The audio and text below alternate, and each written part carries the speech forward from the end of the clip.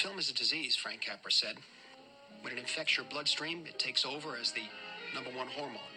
It plays Iago to your psyche. As with heroin, the antidote to film is more film.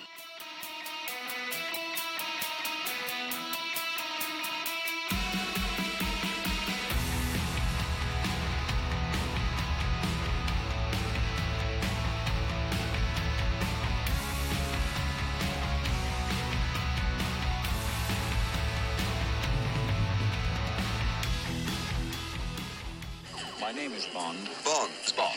Bond. Bond. Bond. James Bond. Hello and welcome back to my Sailor Heart podcast. For those of you who are new, be aware that this show today is a special episode. I guess you call them mini episodes, a mini series. I'm doing all the James Bond movies leading up to No Time to Die, which releases on April 10th. But for those of you who are new, my show is normally about, I take two films, like bring them together by either same actor or same theme or revenge, whatever, different things. And then I add some trivia to it, and that's what I do. And there's spoilers ahead, of course. So spoiler alert, because I'm going to walk you through this movie. But today, and like I said, leading up to April, I'm doing James Bond. So now we're on to the third James Bond movie. So today's episode is 007 Goldfinger from 1964. And I don't really have any corrections from the last show. And if there's anything else that I miss, please let me know. Or send me some recommendations, or, you go, hey man, I fucking hate it, From Russia with Love. Why were you all about From Russia with Love? Or why were you all about Dr. No? It's a bunch of bullshit, whatever, And, you're entitled to your opinion, and then I can debunk it on here, haha. But, please send me whatever you want. Or, something that's interesting. I reach out to some people, doing this. I said, hey, reach out to all my friends, people who I think like James Bond. What movies do you want to do? Any James Bond movie you want to do, you let me know, and I'll do it with you.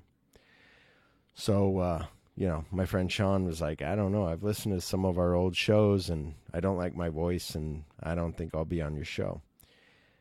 So I was like, man, that sucks, because, I enjoy doing the show with you. I asked my cousin. My cousin's kind of thinking about it, but he's also, like, doing his streaming thing on Facebook and gaming, and under Chipness Gaming. So check him out. So I'm like, well, yeah, but we could do For Your Eyes Only. We could do whatever. And he's like, I don't know. I reach out to my good friend, Joe Weedman. Been my friend for, since second grade, since 1978.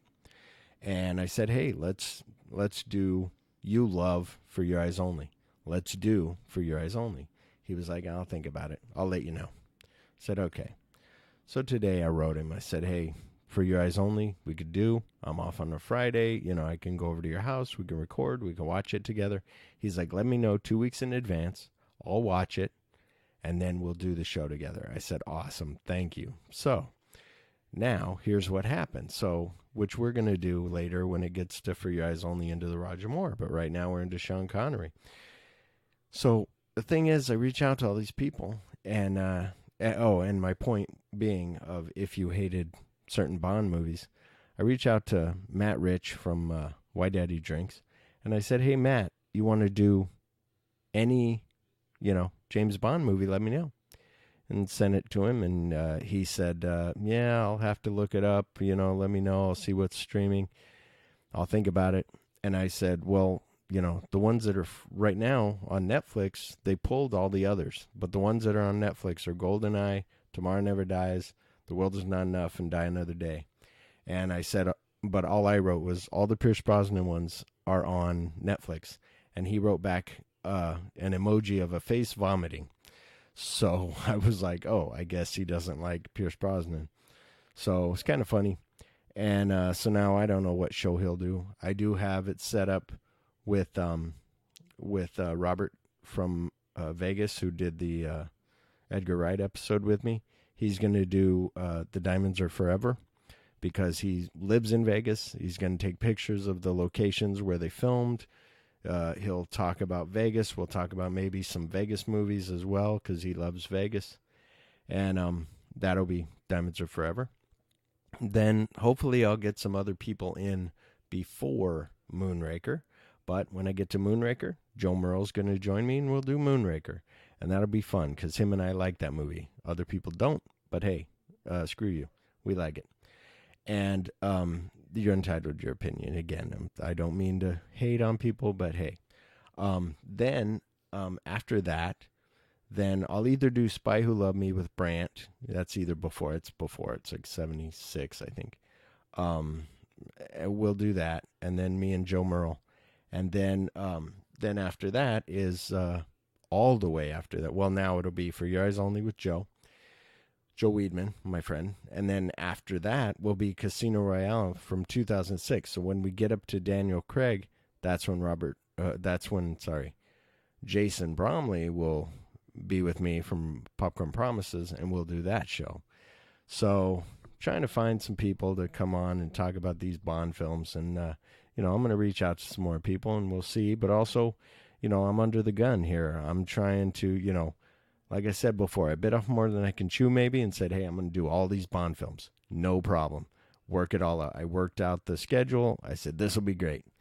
And then I sit there and go, ooh, on my day off, I got to hurry up and watch this movie and take these notes and put the facts together and make my notes, put everything together, and then go into it. So sometimes it's a little difficult. But anyway, let's get to, if you have any of that stuff, send it to me on Instagram. Any complaints or whatever, send it to me on Instagram. Any things, if you want to do a show with me on a James Bond movie, you let me know.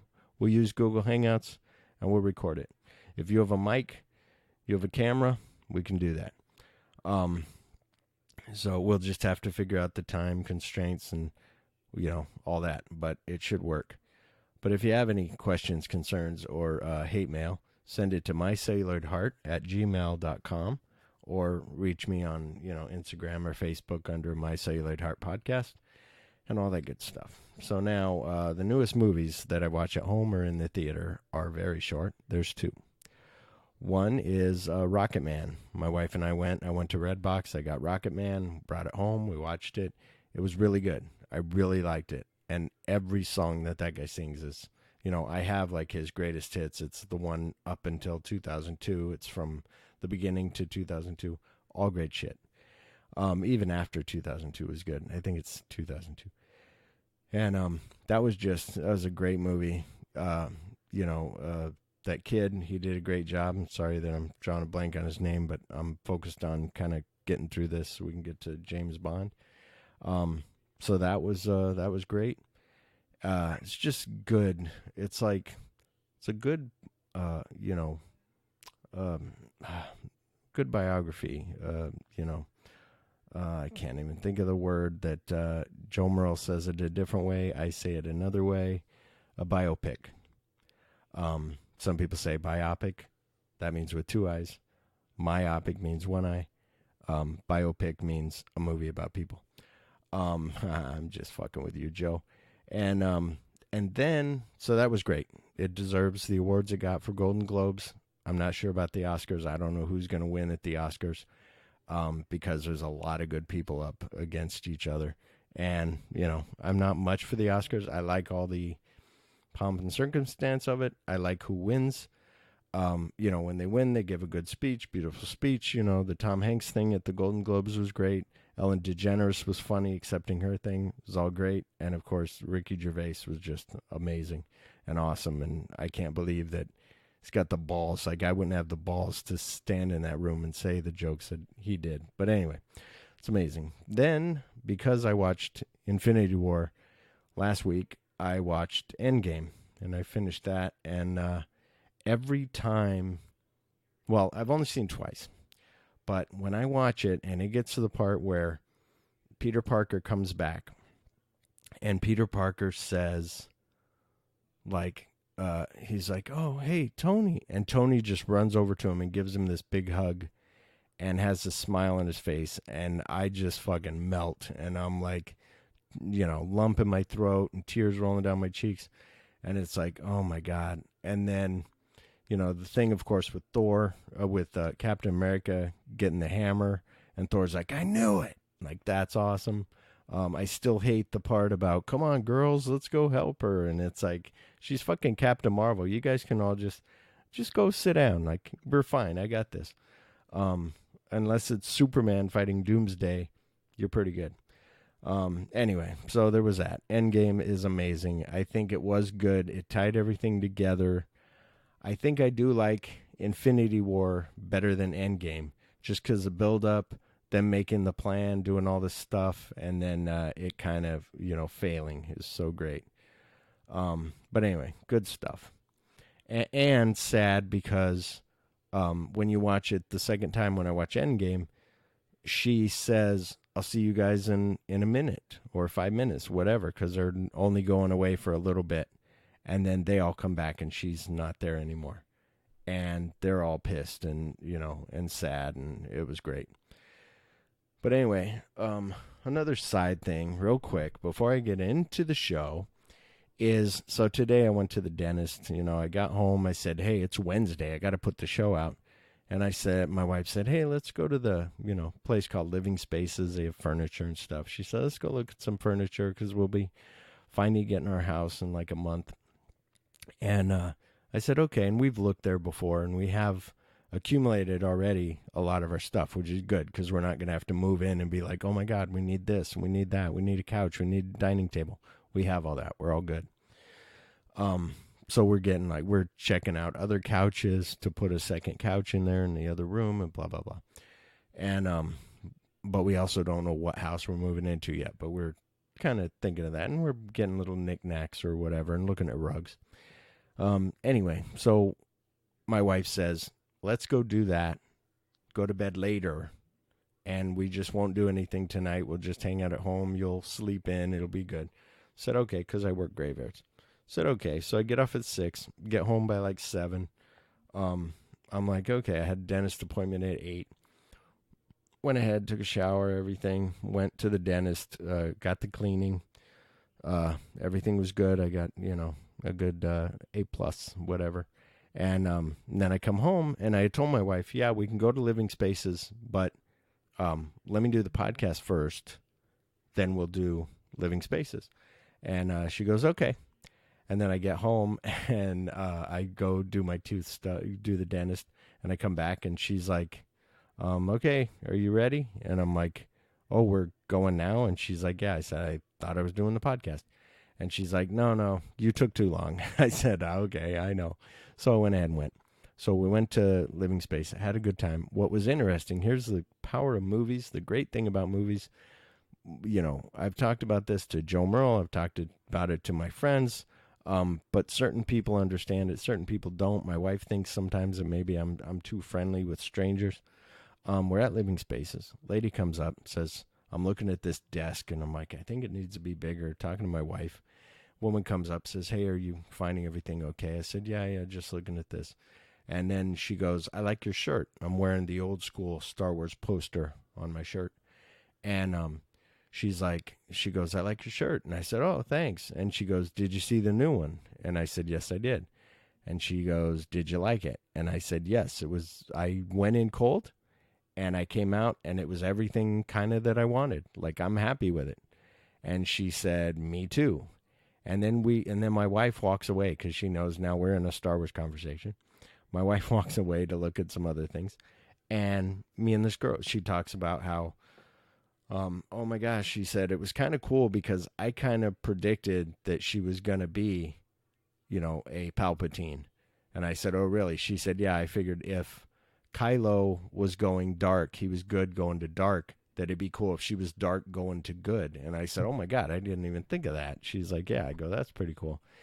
And I said, yeah. I said, the Chewie thing fucking tore me up. I said, even though a lot of people say that he was too emotional, like when Han died, he wasn't that sad, although he showed his anger by shooting at him. But that when they told him that Leia died and he just dropped to his knees and was crying, I said, I was like, tears rolling down my cheek. And I'm like, he's known her since like 1977. And granted, people will go, but he's known Han since before that. But anyway, I was like, yeah, that was sad.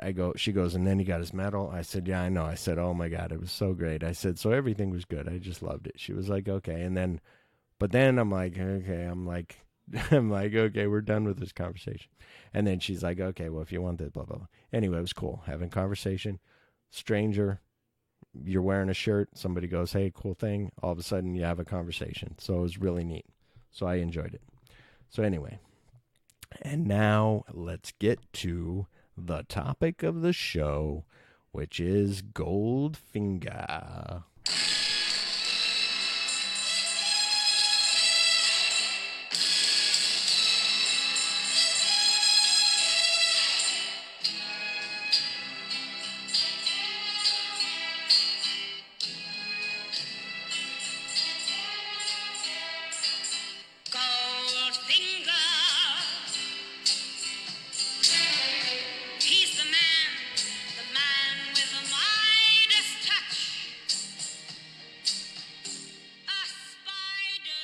Oh, such a good song. Oh my God, so fucking good.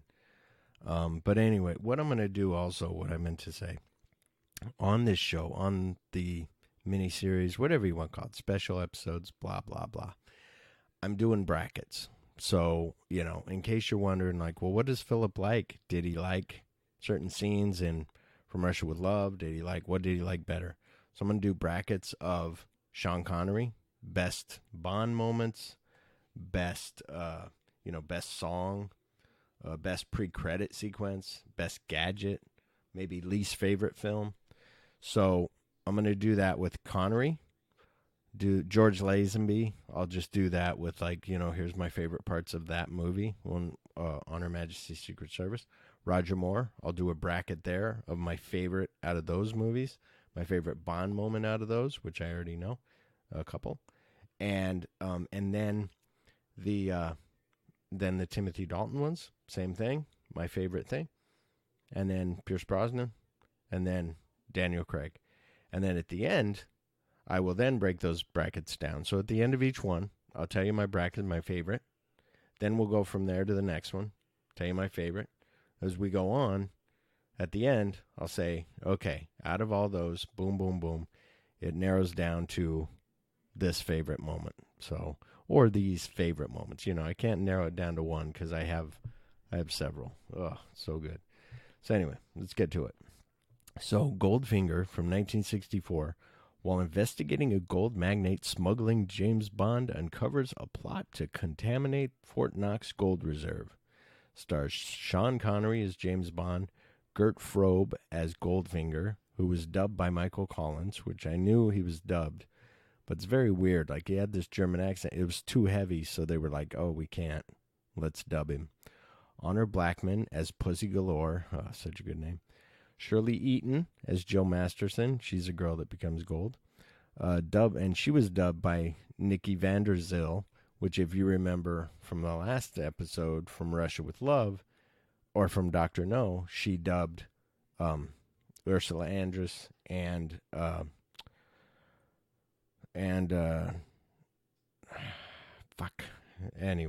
the other girl that I'm drawing a blank right now, but I'm sure it'll hit me, with the girl that was in the two films, Dr. No and From Russia with Love.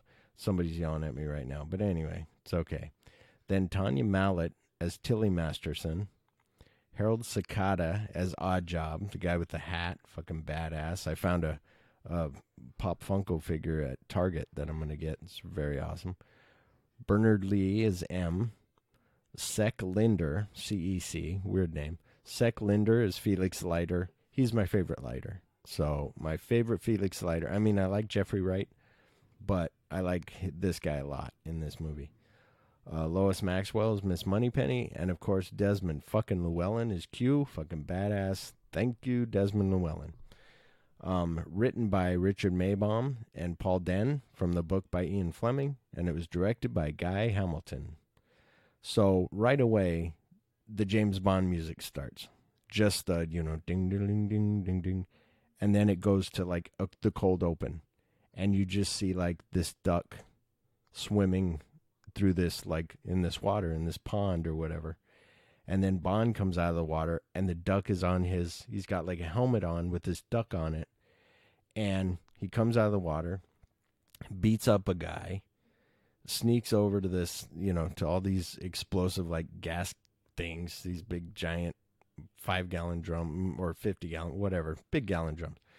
And he takes off his belt, and inside the belt, he squeezes out like a tube of toothpaste, this C4 explosive. And just like, there's a lot of it, and he just like squirts it like all out over all the cans of gas, whatever they are. And then he has a detonator, and he sticks a detonator in it, and he sets a timer, and he leaves. And then you see him standing there, and he unzips the wetsuit. He's still wearing a wetsuit. He took off the hat after he got out of the water. It doesn't have the duck on it, so when he beat up the guy, it looks pretty cool. Unzips the wetsuit, takes it off, and underneath is a fucking white tuxedo, tie, everything all done, just fucking suave as fuck. Takes that off, and he's just ready. He's like, looks like he's never been swimming in water and set explosives or whatever. He's just fucking badass. And then an operative comes up to him and tells him not to go back to his apartment. And he doesn't listen, and he goes back. But what I forgot real quick. So he's in his suit. He goes into the bar there, and he's getting ready to light a cigarette, and he's looking at his watch, and all of a sudden there's a big explosion. And so nobody knows what's going on. And then that's when the operative tells him, hey, man, don't go back to your apartment. He's like, okay. And then he goes right back to his fucking apartment. And and this is he's like in some other country doing a job. And he's kissing this woman that was waiting in his room, and they know each other, and they're like, hey, how you doing? And suddenly a man is sneaking up on him, like from behind, while he's kissing his girl, and the guy's going to kill him, like choke him or whatever. And Bond sees the attacker. This is kind of cheesy, but funny, but cool. He looks in her eye, and he sees the guy approaching from behind him in the reflection in her eye. And now that I think of that, I should have my wife see if I can see things behind me while I'm kissing my wife. That'd be pretty funny. And then he sees her in the eyeball, and then he starts, moves her out of the way, and he starts fighting this guy. And he knocks a guy into a tub full of water, and the man goes for the gun. Bond took off his what do you call it? His shoulder holster, and hung it on the hook by the bath, and because it's like an open bathroom, and hangs it right there. And when he knocks the guy into the tub, the guy goes for his gun that's in the holster, and Bond looks over and sees a fan sitting there next to the tub, and Bond just swats the fan and knocks it right into the fucking bathtub, and it's still plugged in. And the thing lights up, and the guy gets electrocuted, and Bond, of course, says, shocking. And it's fucking, and then he leaves, and then the credits and the scenes from the movie are projected onto this female gold bodies, like all these different females that are gold. And like I said before, one of those girls was from Russia with Love. She was one of the guys. She was Karen Bay's girlfriend. And it's a fucking great song. I'm going to get to the best song, which, spoiler alert, might be Goldfinger. But there's several good ones. Goldfinger's a good one. There's so many good ones. I don't want to get ahead of myself. Anyway, and there's some bad ones. Some that I just don't like. And then it opens. Now we're in Miami Beach. And Bond's like on holiday, or so he thinks. He's like, oh, I've done that job. Now I'm good. And he's just kicking back and like got a little casita, and he's getting a massage, and Felix Leiter shows up. But it's not Jack Lord from Dr. No. This is like this older actor. But like I said, I really like him as Felix. He's like, him and Bond work well together. It's like this cool friendship. Like, oh, I really like that guy. And he tells Bond that he has a message from headquarters to keep an eye on a guy named Auric Goldfinger. and he's a big operator. And Felix says that Goldfinger is clean as far as the CIA is concerned, but they want him to keep an eye on him.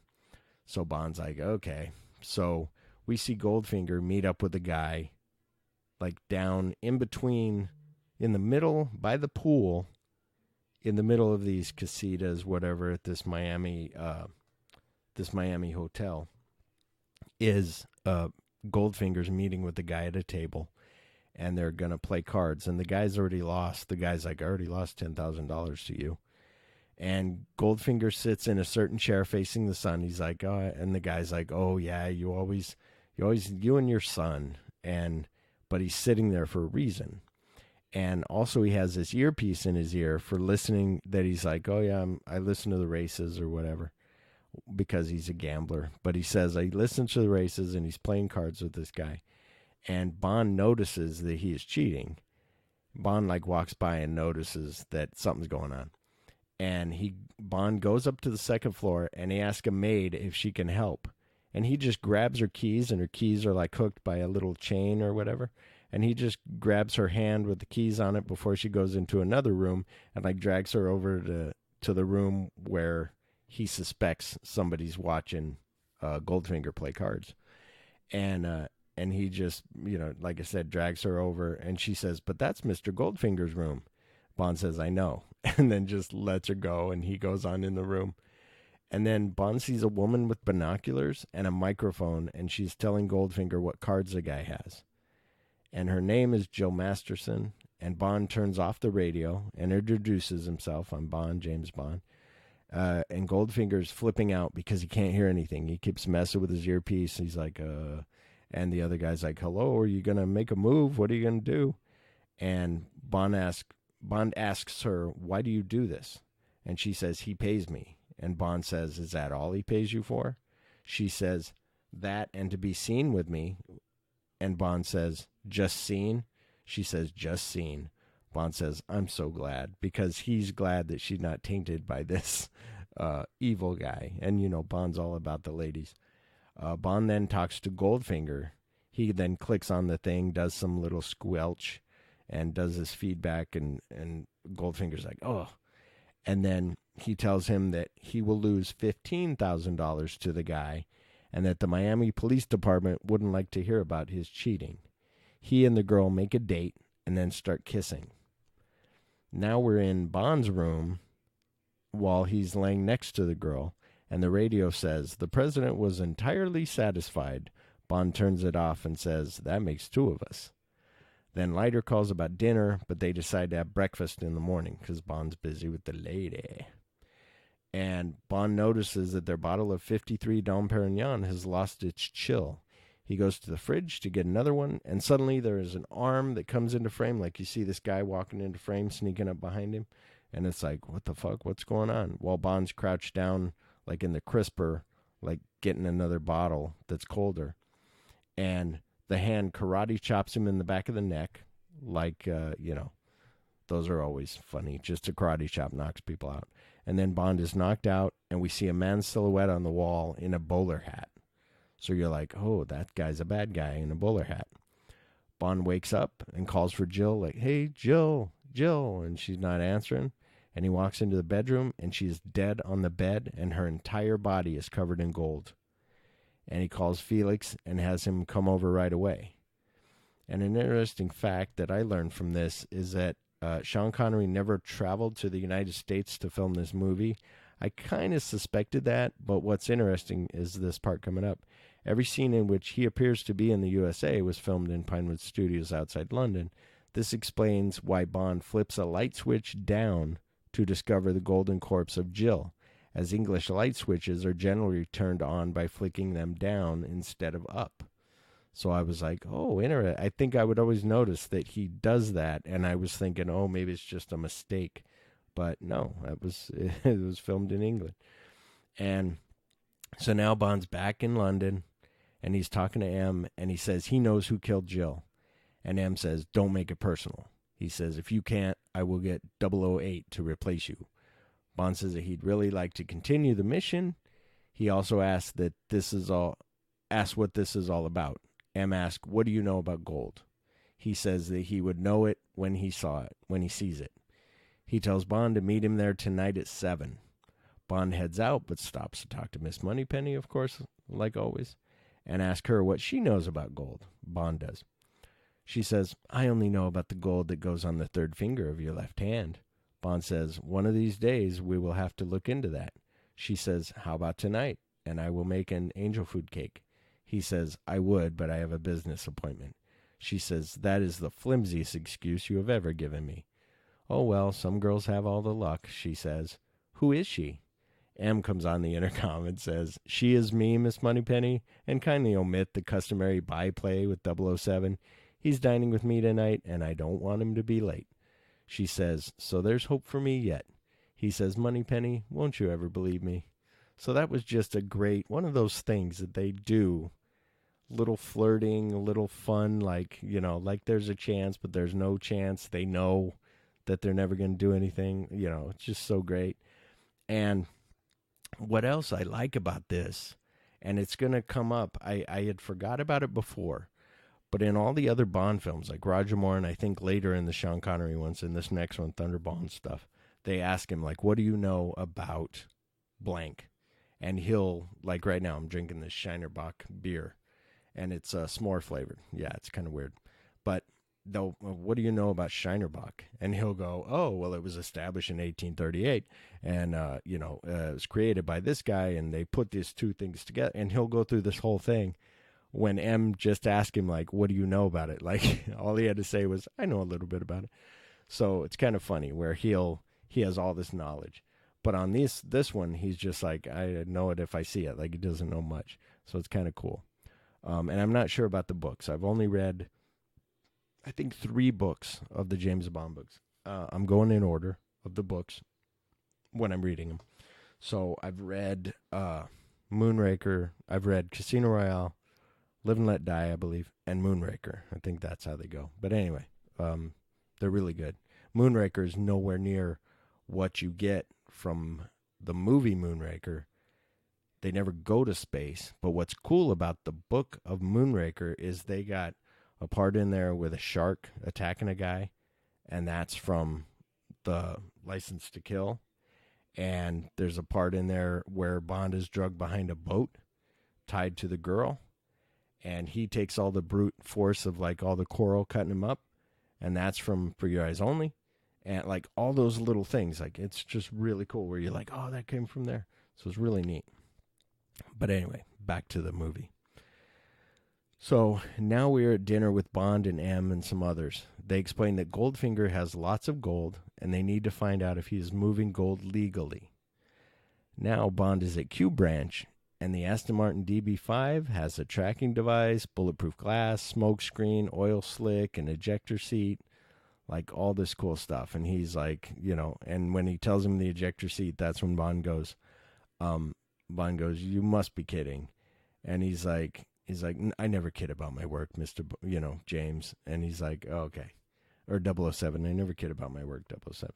And that shows when they start having this thing of Bond always fucking up all of his shit and never returning it and all this stuff, which is great. And the Roger Moore stuff where he gives him a Lotus, and then the Lotus explodes because people try to break into it. And it's like, where's that Lotus? Oh, sorry. And then now Bond is at a golf course, and he meets Goldfinger. So his whole plan is to, like, secretly meet with Goldfinger, and they give him this gold bar. M and them give him this gold bar. It's got the Nazi bird on it. It's got a swastika. It's the Nazi gold that you've heard about. And so they say, use this to get in and find out what's going on. So he asks if, he can play with Goldfinger. Goldfinger's like, sure. And they don't know each other, supposedly. Then Bond sees Oddjob, the man that knocked him out. Bond doesn't know, but we know that they know. I know I sound all like the Burbs. They know that we know that they know that we know. And so it's cool because you know that Oddjob is like, that's James Bond, and Goldfinger's like, that motherfucker. And Goldfinger asks what he wants. Bond throws a bar of gold down on the green. Now they make a bet for the bar of gold or the cash equivalent. Goldfinger loses his ball in the rough. This part's pretty cool. They look for it, and Bond thinks he found it, but it is a Schlesinger 7. So, of course, they do this setup. It's written this way, of course, but it's really cool. Bond holds up a golf ball. He goes, I found it. He goes, a Schlesinger 7. And Goldfinger goes, and the caddy goes, no, he plays with a Schlesinger 1. And he's like, oh, okay. Then Oddjob drops like an extra ball, like out of his pocket, down his pant leg, and kind of shakes his leg, and it drops onto the green. And then he calls Goldfinger, like, Oddjob doesn't talk, but he like makes noises. And Goldfinger's like, oh, okay. And Bond's caddy says, if that's his ball, I'm Arnold Palmer. And Bond says, it's not. The man says, how do you know? Bond says, because I'm standing on it. So they decide to let Goldfinger play, and they want to have some fun with him. So on one of the holes, like that very next hole, Bond reaches, Goldfinger shoots in, putts into the hole. Bond reaches down, pulls his Schlesinger 1 out, but then hands him the Schlesinger 7. But you don't know this, of course, but you see him do that, you suspect it. And then, and Goldfinger doesn't notice, and Goldfinger wins, but Bond looks at the ball when they're at the end on the last hole. Goldfinger's like, I guess I won, ha ha ha. And then Bond's like, wait a minute, don't you play with a Schlesinger 1? And he's like, yeah. And he goes, not a 7. He's like, I guess you lose the hole and the match. And Goldfinger's like so fucking pissed. And then Bond has a tracker that he was given by Q, little tracker in his shoe, and he puts it on the Rolls Royce. And then Goldfinger tells Bond to stop following him. He basically confesses to killing the woman in the gold. He's like, it's a shame what happened to her. Like, stop following me. And says, you should have learned your lesson. That's what he says. Then Goldfinger has Oddjob throw his hat to show him, like, I got this badass henchman. That's my buddy. It's my bodyguard. And so he's like, show him. So he takes off his hat, he throws it, and it cuts the head off of a statue. And so Bond's like, oh, okay. and then Bond then throws the real golf ball to Oddjob as he's getting in the Rolls Royce. He's in the front seat, and Goldfinger doesn't see him throw the golf ball to him. And getting ready to drive away, and Oddball just crushes the golf ball into bits, like just crushes it into nothing. And now Bond flies to Switzerland to follow Goldfinger, and he's chasing him. He's basically, he's on the hunt now, and he can't, they know, now it's a game of cat and mouse. Like, he knows who Bond is, and he's like, okay. So he's chasing him, and a woman is behind Bond, and she passes him. So he's driving in his DB5. He's brought his car and everything to Switzerland to follow them. And this girl's behind him, and she passes him. Suddenly, Bond sees on the tracker that Goldfinger has pulled over. So, because he's getting ready to follow the girl. And then he's like, no, patient, focus. And then he sees that Goldfinger pulled over. So he pulls over above them, like it's a curvy road. So, like, above them is Bond. Below Bond on the next road is them. And above Bond is the girl, but we don't know it yet. And then the girl that passed him, and she's aiming a rifle at Bond. And you're like, holy shit, is she gonna shoot Bond? And she shoots and misses. And Goldfinger and Oddjob get in the car and drive away. So they didn't even know that there was like a gunshot. They stop to get some fruit or something, and then they get in the car and they drive away. And Bond's like, what the fuck? So next we see Bond chasing her car. Bond passes her and then lets her pass, and he hits a button on that fucking DB5, badass car. Hits a button on the DB5, and these blades come out of his wheels. And they're spinning, and they're sharp, almost, Mad Max style. And it just, like, pops her tires and tears up the side of her car, like, all the way up. And then she's like, and she crashes into a ditch. And Bond's going to give her a ride to the next town.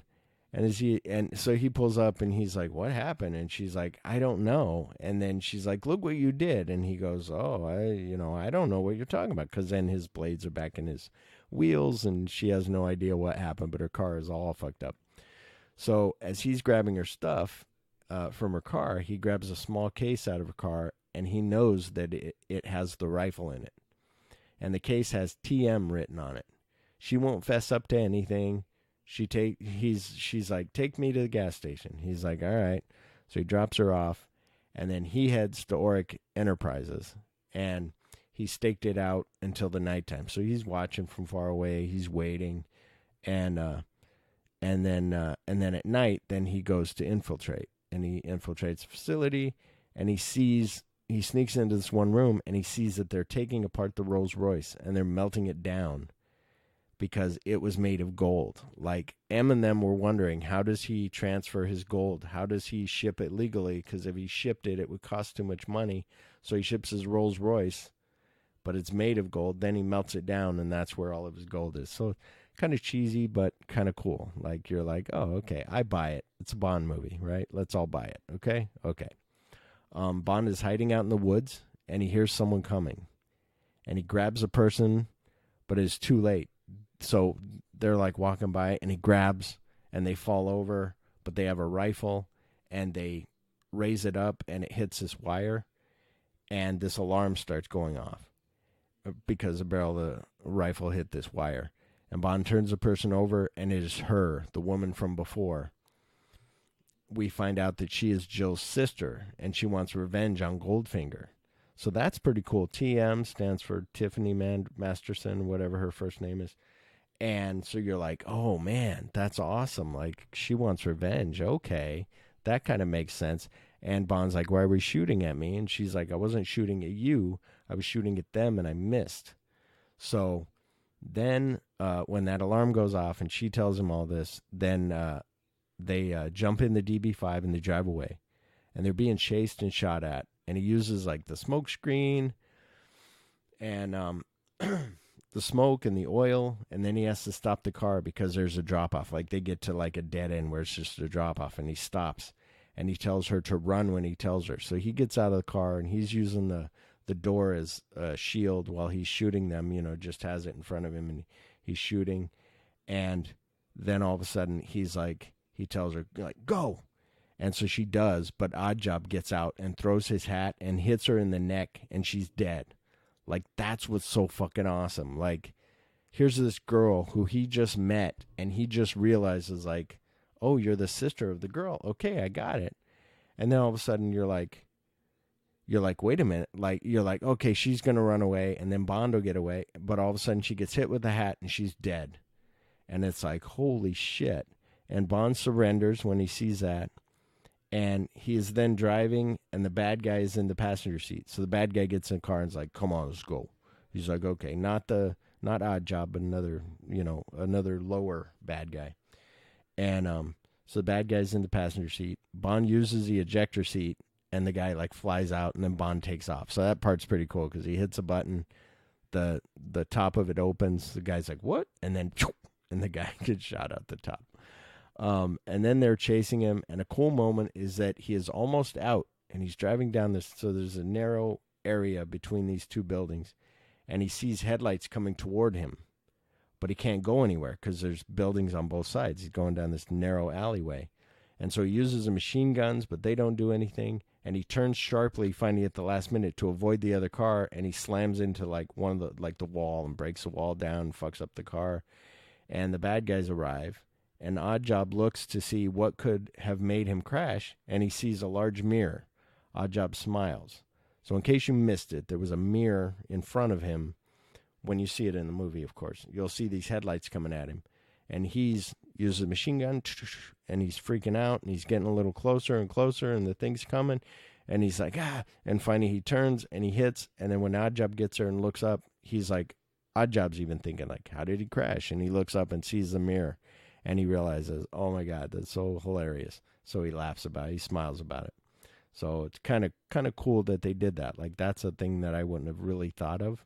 And it might have been in the book. I don't know. I haven't read Goldfinger yet. But Bond wakes up, and he is strapped to a large... Here's the best fucking part in almost any James Bond movie. I don't want to give it away, of course, about my picks. But here we are. Bond wakes up, and he is strapped to a large table, big industrial laser pointing at him. Goldfinger knows that James Bond is 007. Goldfinger starts cutting the metal that is between Bond's legs. Bond says, I think you made your point, Goldfinger. Thank you for the demonstration. You're still being cool as a fucking cucumber. Goldfinger says, choose your next witticism carefully, Mr. Bond. It may be your last. Goldfinger says that the purpose of our other two previous encounters has become quite clear to him, and he does not intend to be distracted by another. So that's one that's just like, here's a bad guy just going, I'm fucking done with you. I'm not going to just let you live and keep running into you. Like, fuck it. You're done. I'm killing you now. And Bond says, do you expect me to talk? And Goldfinger laughs and says, no, Mr. Bond, I expect you to die. Bond says, if I die, 008 will replace me. Goldfinger says that he hopes that he will be more successful, which is an awesome.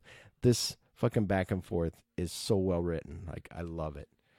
He's like, I hope he's more successful. And Bond says, he will know what I know. Goldfinger says, you know nothing, Mr. Bond. Bond says, like Operation Grand Slam, perhaps, which is something he overheard Goldfinger saying when they were melting down the Rolls Royce. And then it's cool because Goldfinger says, something you may have overheard. Bond says, do you want to take that chance? Goldfinger discusses it with his men. Then he says, yes, you were worth more alive than dead. They shoot Bond with a tranquilizer gun. So, a fun fact about this is kind of interesting and weird.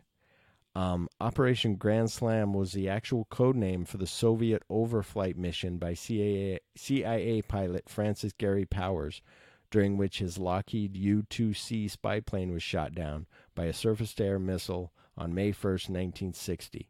So if you ever saw Bridge of Spies, or you know that story of Francis Gary Powers, that was what his code, the code name, the Soviet code name for that was Grand Slam. So that was kind of interesting that I found. Bond wakes up and he's on a private plane. He sees a woman standing in front of him. He asks, who are you? She says, my name is Pussy Galore. He says, I must be dreaming. And a fact here is in the Ian Fleming novel, Pussy Galore is a lesbian, which she is in the movie too, which is why she gives Bond the cold shoulder to start with. Her team are known as the Cement Mixers.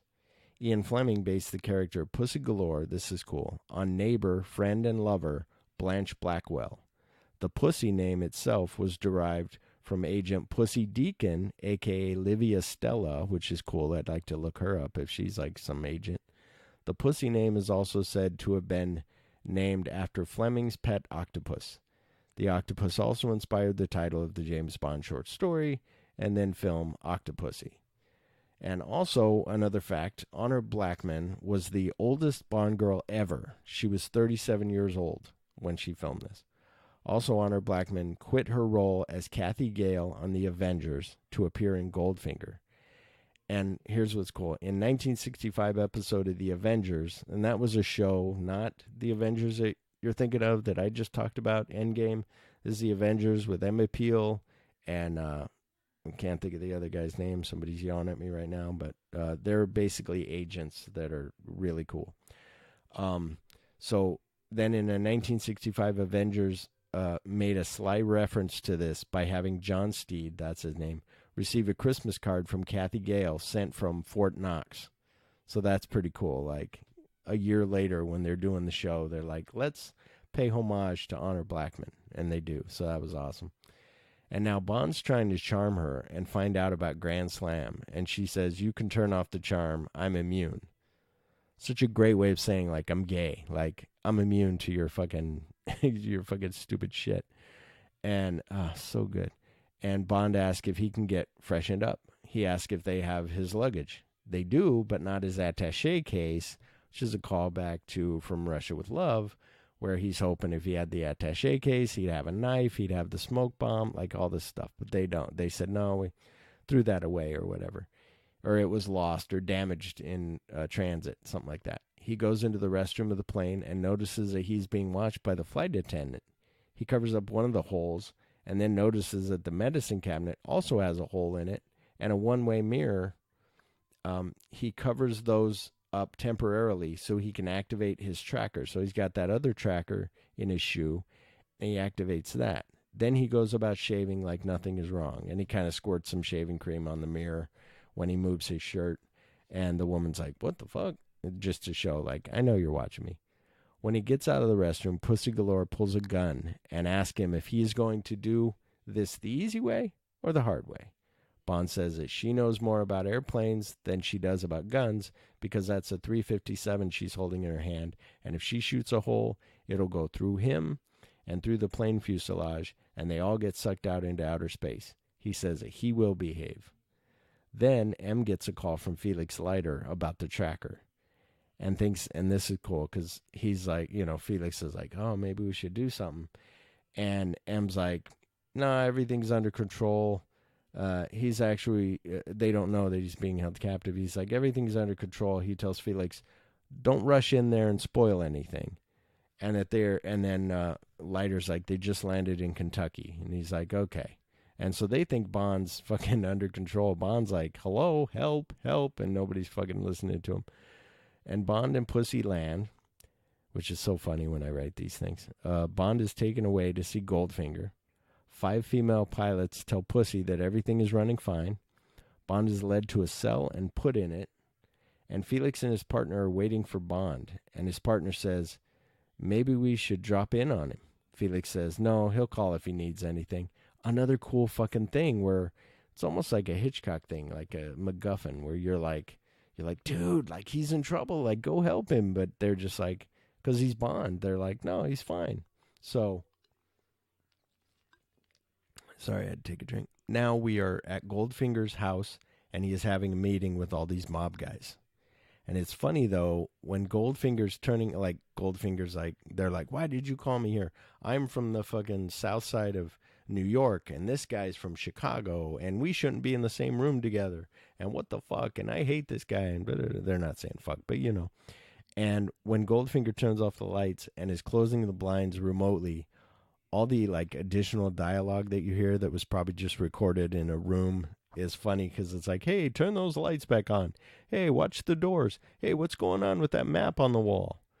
But it's very cool everything that's going on because the things are closing. This map shows up.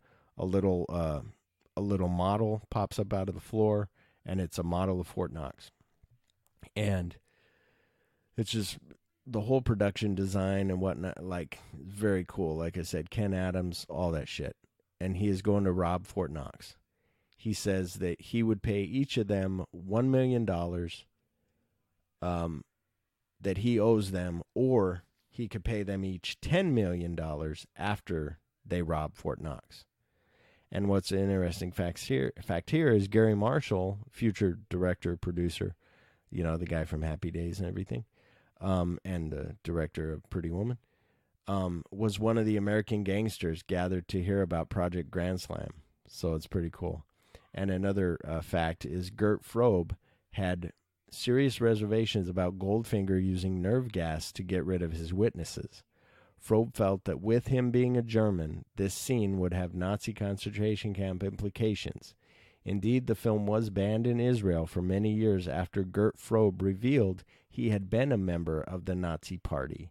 The ban was lifted after a Jewish family came forward to praise Frobe for protecting them from persecution during World War II. So that was awesome. I didn't know that about him. He fucking redeemed himself in the end. Jewish people understood it. Like, that's awesome. And the other thing that was funny is Gert Frobe's like, he goes, I don't get it. Like, all his movies he was in, he's like this jovial, like, happy guy, like, real nice guy. And he's in this, and he's a mean guy. And he said when people would see him, they'd just be like, oh, there's that guy, there's Goldfinger. And they'd be afraid of him. And he's like, I'm a nice guy. What the hell? Now, Bond is pacing back and forth in his cell. Then he lowers, like, out of sight. And the guard that's on the outside of the door is like, hey, what's going on? So the guard gets up and walks over to the window, to the little cell window. And the guard looks through the small window and he can't see Bond. The guard unlocks the door and kicks it open. So that's cool because he's like, I'm not going to fucking, like, slowly open it. I'm going to fucking kick it open. Kicks it open with his gun drawn. Bond is hiding above the door in the ceiling and drops down on the guard and beats him up and knocks him out. Then he takes the guard's gun.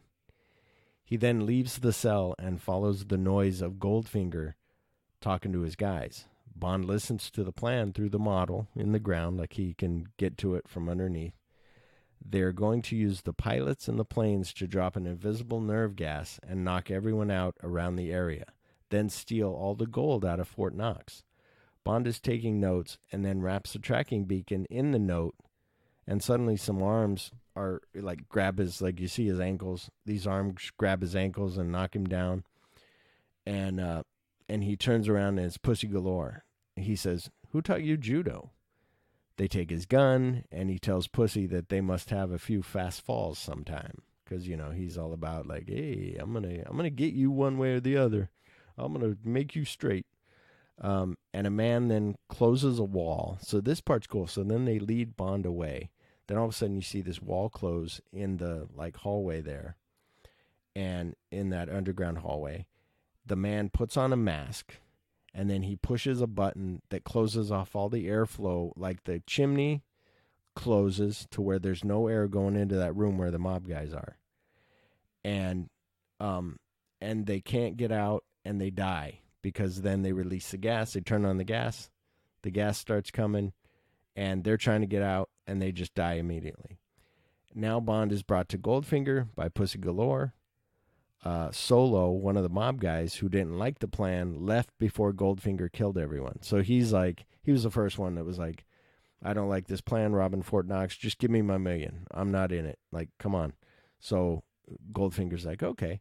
So he leads him outside, and he gives him his $1 million.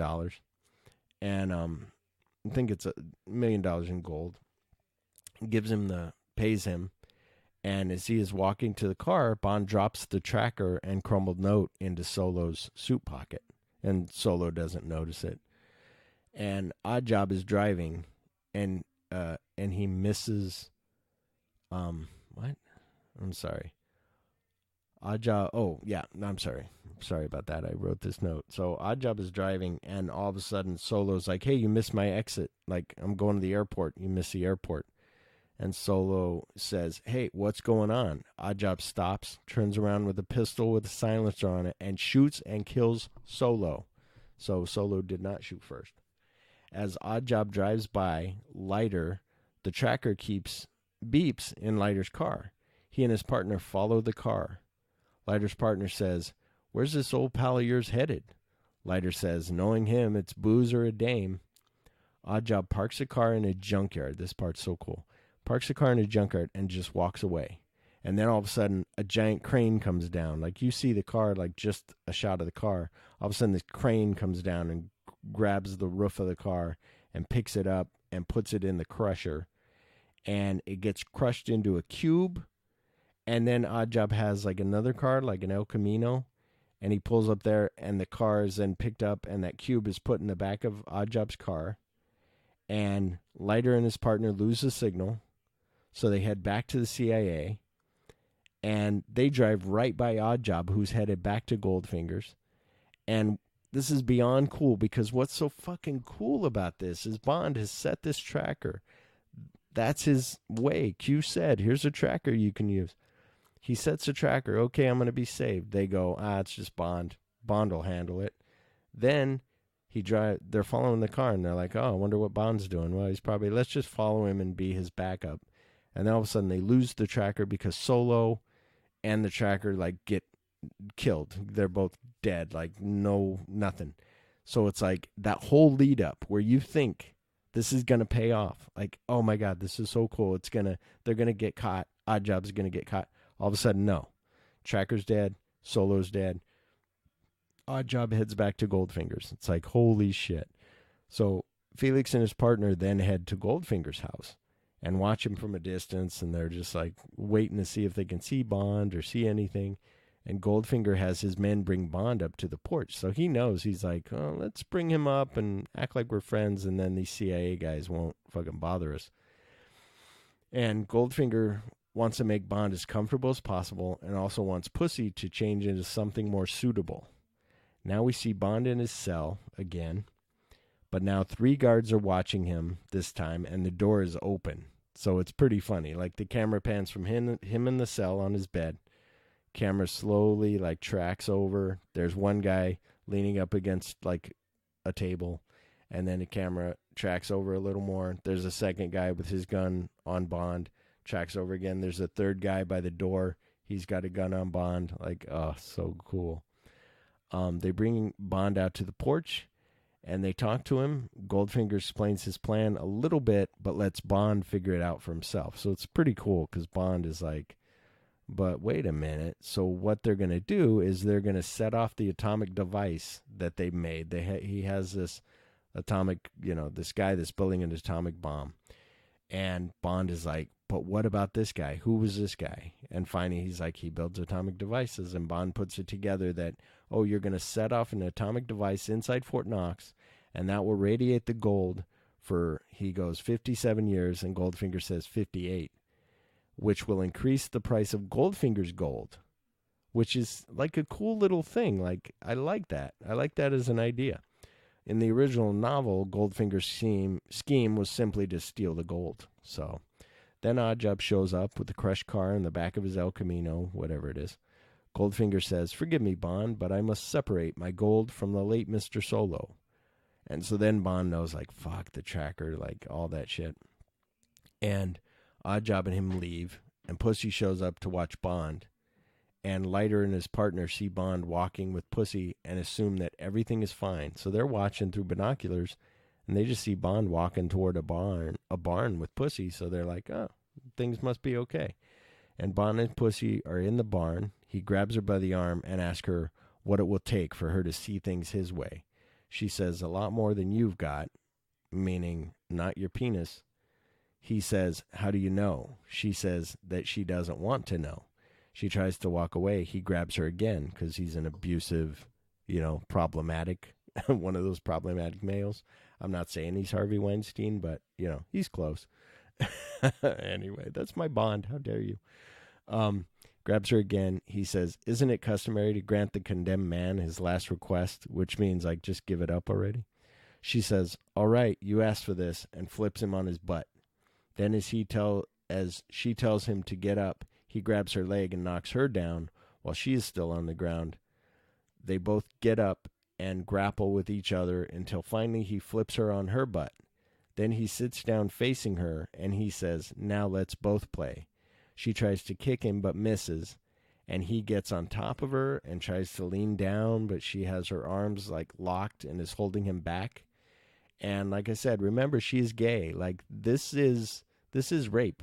Like, is a very, that's why you can go.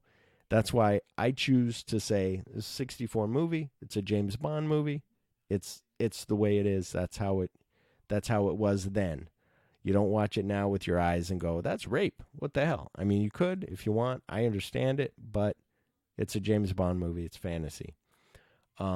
She loses her strength, and their lips meet, and he kisses her. Now we see the female pilots are flying toward Fort Knox. So now it just cuts to the girls flying toward Fort Knox, and they open the nerve gas canisters as they fly by all the Army personnel and everybody who's around Fort Knox. It's like, it's an Army base. Everybody just drops dead. Boom, boom. As soon as that gas flies by, they're out. Now Oddjob, Bond, and all the bad guys drive to Fort Knox with gas masks on. And they blow the gate and then use a laser to cut the metal door down.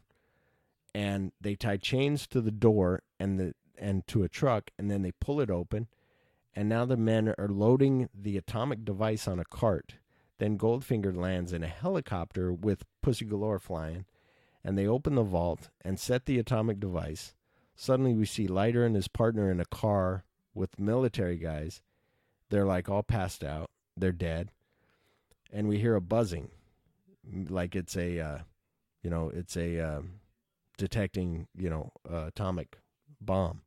So it's like, then they raise their heads up and say, you hear that? The bomb is here. So fucking great. Like if you're watching this for the first time, I'm imagining maybe you go, okay, I've seen 2 other Bond films. Bond always gets out. You're watching a movie. It's going to end happy. But maybe you don't know that this is going to happen yet. You think that they're still going to kill everybody. Bond will get them later. So when they fly by, everybody drops dead. You're like, holy shit.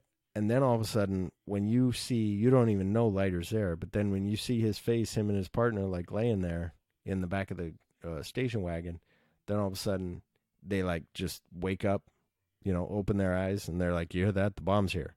And you're like, fuck yes. Like it was all all those guys are alive. Like the gas didn't work. So Goldfinger sends bomb down. Yeah. See, this is a tongue twister. Bond down with the bomb. Goldfinger like handcuffs Bond to the bomb, to this big giant box that's a bomb, and it's like locked and you can't open it.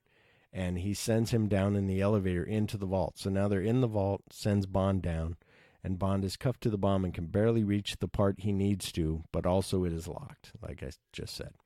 The army attacks Goldfinger's men and kills some. Goldfinger, who is outside the vault, then runs up and closes and locks the vault. That part is awesome. Like, they're all coming to attack, and Goldfinger just goes over and hits another button and scrambles the code, and the door starts locking, and it locks on them. And it's Oddjob and another bad guy are locked inside, and then Bond is down at the bottom floor, at the bottom, at the very bottom. And here's what's really fucking cool that I love. It's just so awesome that you don't see it coming. That's what's cool. And when I watch it, I always forget. Sometimes I forget about it. But this time I really got more out of it this time. It was really fun. And what's cool is Goldfinger takes off his overcoat as the guys are getting ready to attack. He takes off his overcoat and his scarf, and he has a military uniform on underneath, like an army uniform. And he pulls a hat out of his pocket, like one of those folding hats like you Navy guys had, Joe Merle, and puts that on. And the army guys start coming in. Goldfinger then shoots one of his bad guys, like the guy that built the atomic bomb. He like shoots that guy, and then he tells them that he will get the girl and for them to get the vault open. They run past him. He picks up a machine gun as he's running past them, picks up a machine gun and turns around and mows the army guys down. I'm like, holy shit, it's fucking badass. And the one bad guy in with Oddjob says, we're trapped. I can take the fuse out. And he starts to run for the elevator. And Oddjob stops him. And the man says, don't try and be a hero. Oddjob throws him over the railing and all the way down to the floor of the vault where Bond is. Bond knows that guy, the dead guy now, has the key to the cuffs. Bond wheels the bomb over to the guy so he can get the cuffs. So he can get the key, sorry. Oddjob sees this and starts running down to stop him. And he throws his hat, but he misses. And Bond's trying to stay away from Oddjob. So now Oddjob's down on the ground, and they're doing this like almost a wrestling thing of like, Bond will move to his right, Oddjob will move to his right, Bond will move to his left, Oddjob move to his left. And then Oddjob throws his hat again, and it cuts some electrical wires, and one of them is live and lying on the ground. Bond tries to run past Oddjob to get away, but he stops him and throws him back. Then he tries to run at him again, and Oddjob throws him across the room. Bond tries hitting him with a piece of wood, and nothing hurts this guy. Oddjob throws him again, and Bond slides up next to the live electrical wire. Oddjob slowly walks toward him. Bond picks up Oddjob's hat, and they are walking in a circle again, one of those kind of wrestling circles. And Bond has Oddjob with his back against the bars of the vault, some of the bars of the vault.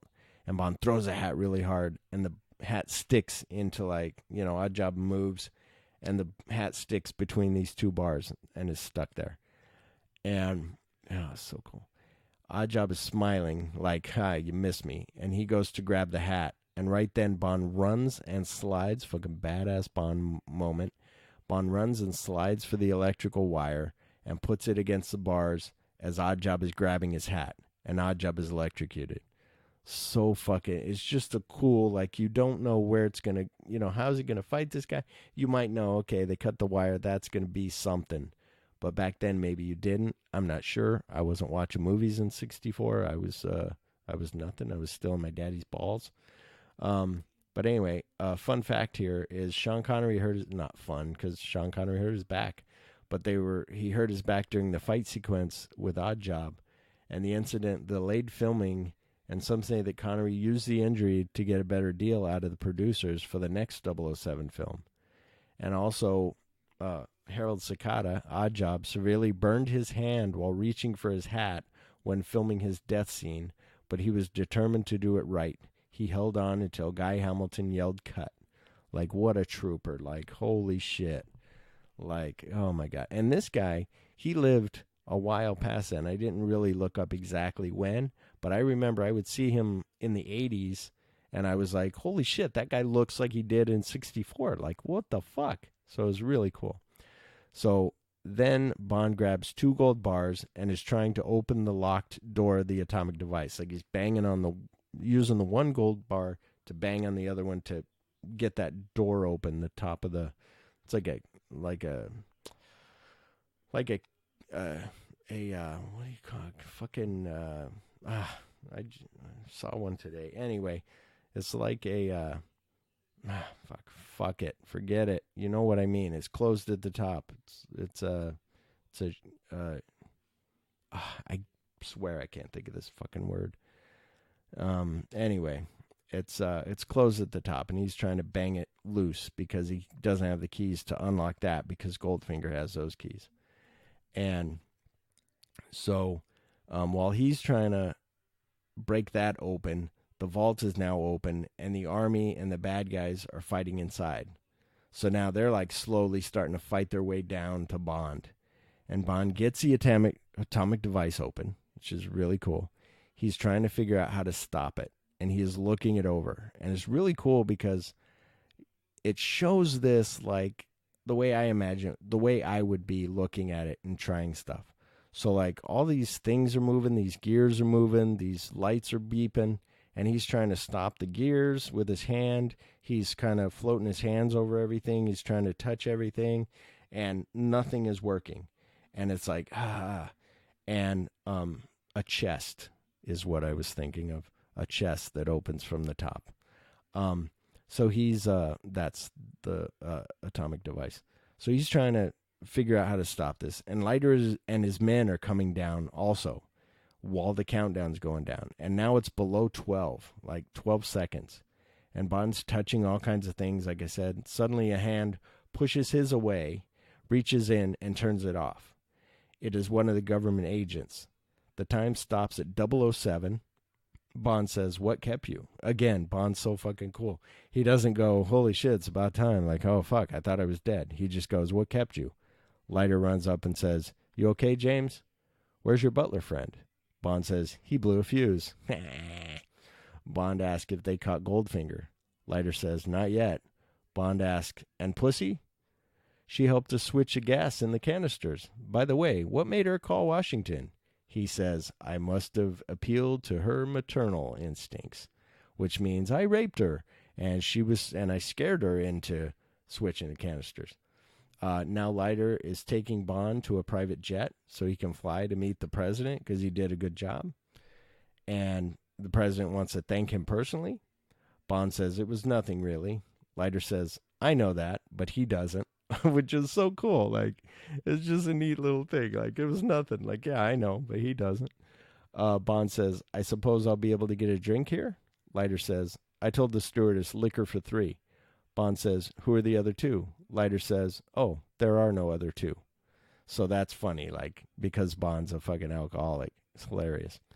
The plane takes off. Bond is relaxing and enjoying this private jet, like, and Goldfinger appears, like, out from the cabin, like, opens the curtain and walks in, and then it cuts to some men tied up in a hangar. So you know that, oh, he beat up these guys in a hangar and got on the plane. And Bond, of course, witty as always. "Are you having lunch at the White House too?" Goldfinger has a gun, and Bond warns again that is not good. Bond asks where Pussy is. Goldfinger says, "Where she belongs, at the controls, and I will deal with her soon enough." Bond attacks him, and they fight over the gun. Bond punches him a couple times. They fight over the gun some more, and the gun goes off and shoots out one of the plane windows. Goldfinger's flying toward the window and goes legs first out the window. Pussy, and then he goes feet first, and then all of a sudden gets sucked all the way out. So that's a little better than fucking the that Alien Resurrection, which was, he got his back stuck against it and it pulled all his innards out. So at least he just got sucked out and then fell to his death. And maybe couldn't breathe because they were up so high. But until Goldfinger gets sucked out, he's dead. And Pussy's trying to pull the plane up out of the dive, and he's trying to help her, but it's no use. And suddenly on the radar, the other guy, now it cuts to the guys on the radar and maybe Felix going, what's going on? And they see this plane going down, a dot, and then all of a sudden they see another dot, leave that one dot. And so the plane hits the ground, the other dot, that left. Now we cut to that Bond and her parachuted out, and we see her try to flag down the helicopter, but Bond says, this is no time to be rescued. He pulls her down to the ground, and Bond starts making out with her again, like, I'm going to rape her again. And then at the end of the movie, it says, the end of Goldfinger, but James Bond will be back in Thunderball. And that's where we will pick up next time with Thunderball. So I hope you all enjoyed it. I'm sorry that I read most of it. I was trying to go off the top of my head, but sometimes I got to read the stuff. But, I've been up all night and wanted to record this and put it out. So there you go. And I'm sorry for that long pause of me trying to figure out what I was trying to think of. It was on the tip of my tongue, but it didn't sound right. So anyway, okay. Thank you, everyone. Please, review me on iTunes or whatever. Go to Instagram. Check me out on there. Facebook, whatever. So next Wednesday, it'll be Thunderball. So thank you. And everybody, have a good day. And try to live life like Bond. Me, I'm a little clumsy. Sometimes I fall over things. Just trying to turn around and grab my phone. And I almost trip over my feet. So it's pretty cool. I shared a video on Instagram that was on the 007 Instagram, and it's a commercial for Heineken, and it's basically saying that Daniel Craig will always be James Bond. Once James Bond, always James Bond. And this woman thinks oh, you're James Bond, so she's driving real fast. He's kind of scared. He forgets his wallet and his passport in the car. So then he goes to chase her down because then she left in the taxi. He's trying to chase her down. And then he goes in to dress in a tuxedo because they're having some kind of big party.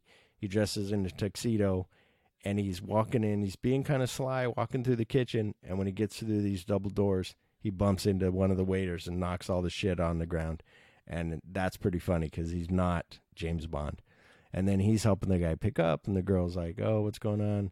And it's a girl, the taxi driver. And he's like, oh, you have my passport. And she's like, Daniel Craig? And he's like, yeah. And she goes, good one, Mr. Bond. And then it cuts to him getting up and going to walk to the bar. And as he walks by the stage, the band is like, and he just gives them a look and kind of throws his arms to the side. And then they're like, and they stop playing. He sits at the bar. A guy puts a martini glass down. Bond just looks at him, gives him a sideways look, and then asks for doesn't ask for it, but then the guy grabs a Heineken, gives him the Heineken. He opens it, takes a drink, the end. Very cool.